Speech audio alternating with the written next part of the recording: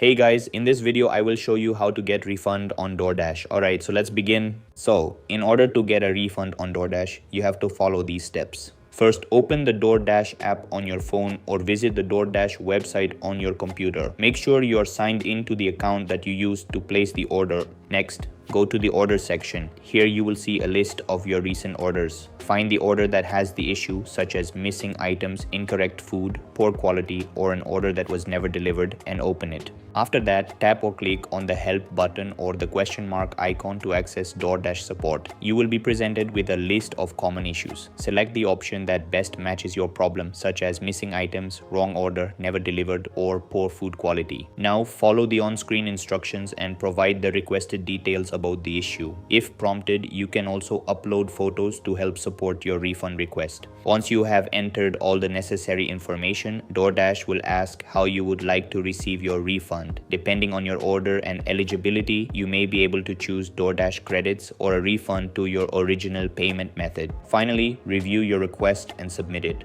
DoorDash will review your claim, and once it has been processed, you will receive a notification with the outcome of your refund request. And that's it. This is how you can get refund on DoorDash. That's all for this video. See you in the next one. Thanks.